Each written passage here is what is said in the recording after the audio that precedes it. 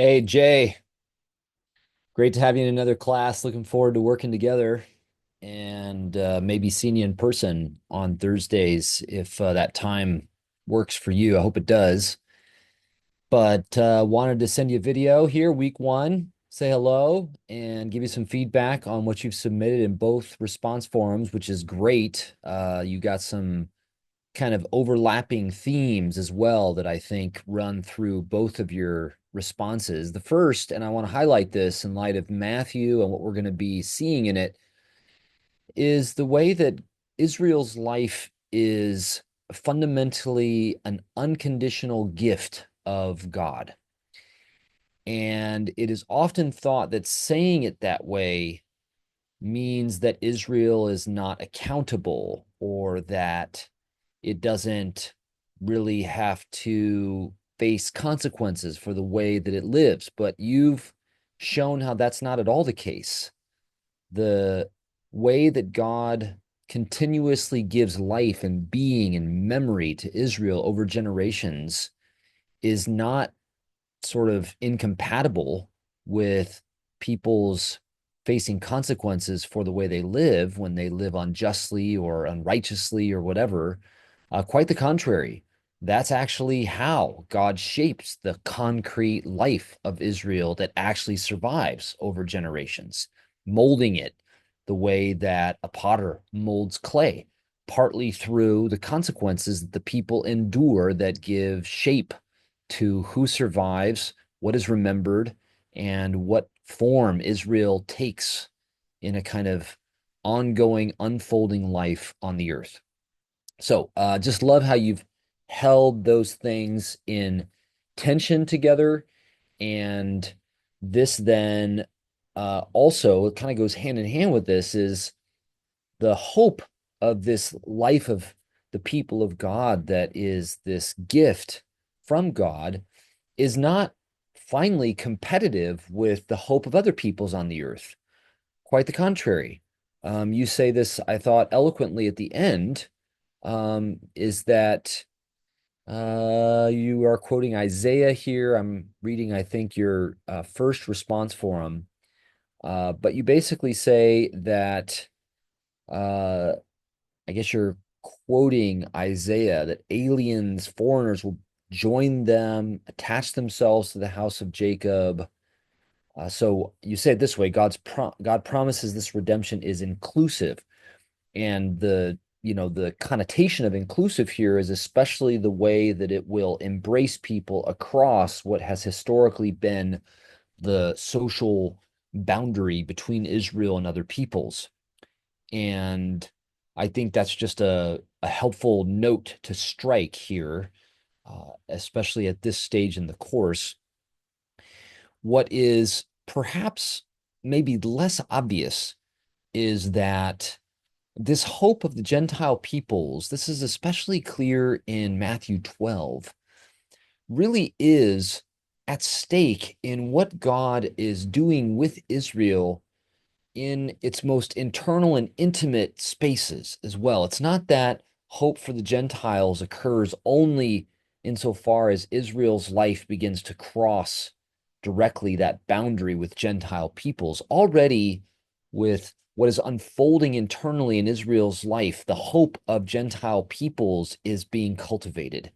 So, God's faithfulness to Israel, the way Israel is a dwelling place for God, the struggles and difficulties within Israel are already the drama in which the Gentile peoples have a stake. And so in Matthew's gospel, Jesus actually relates to Gentile people directly very seldom. You might think of the centurion in Capernaum in Matthew 8, but of course, that's a centurion that's living in the Jewish settlement where Jesus himself is living. We might think of this Canaanite mother that approaches Jesus from Tyre and Sidon in Matthew 15. There's a really tense exchange there that we'll look closely to, and it sort of is an echo of the memory of Jesus's own Canaanite mothers, I think, in the genealogy. Uh, and then we have his interactions with Pilate, the testimony of Pilate's wife, obviously Gentile soldiers, but there's no sort of Gentile mission or something that is some clear through line in Matthew's gospel or something. Obviously, at the very end of the story, we have Jesus sending his 11 remaining apostles to disciple all of the peoples of the world. But that's kind of what I'm getting at. That comes only as a consequence of all of the drama that has unfolded within Israel, not just within the people of Israel, which is spread around the world at this point, but within the Jewish remnant of that people, and only the Jewish part of that remnant that's gathered in the promised land.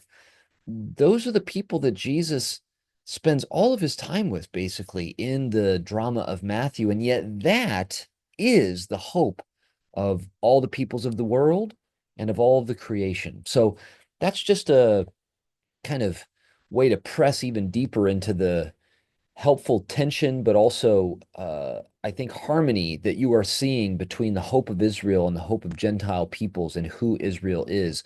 I've already mentioned the genealogy, but just to cut to it really quickly here, I love what you said at the end, that Matthew gives us a kind of origin story for the Davidic superhero Jesus, but then sets him up as an upside down king. He's a kind of anti-hero hero, isn't he?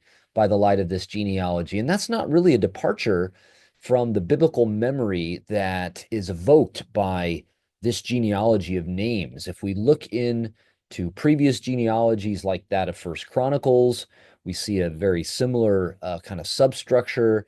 And if we think of the memory that is evoked by these particular names, it's not a very heroic memory. The genealogy includes all kinds of like really bad kings. It highlights King David's arguably most shameful moment in the whole history of his kingdom. It doesn't scrub Jesus's past. And so the way Jesus's life is going to unfold is then going to reflect this deep solidarity with his people in all of their life, in their corruption as well as in their feats of faithfulness. It's not going to uh, despise the uncomely parts of his people. He's in solidarity with his people in their sins in the way that he's baptized, joining them in the waters of this baptism of repentance for the forgiveness of sins. He makes the diseases and difficulties and just wounds of his people his own throughout the drama of the gospel. And then at the end, dies the death of a cursed man, embodying the horrors that are coming to his generation and beyond, so that those horrors no longer claim the entire future of the people, but are made into a sort of death that God can make into life, which God does beginning with Jesus by resurrection. So that sort of theme of solidarity, of embracing the people of God and all of its righteousness and unrighteousness is, I think, key to who Jesus is in the Gospel of Matthew. It has all kinds of implications for who we are, what it means to follow Jesus, what we're bearing witness to as his disciples. We don't want to settle for anything less than faithfulness to God, but we don't want that to turn into a kind of false distinction where we set some of ourselves as the faithful or just ones above others that we regard as disinherited, abandoned, no longer belonging because they failed to some extreme degree. That's just not true to who Israel is or who Jesus is in the biblical presentation that we'll be studying. So you've kind of set that up, and looking forward to more conversation about this and other subjects in Matthew for the rest of the term. And I thank you for the good work that you've done right here in week one. Talk to you soon.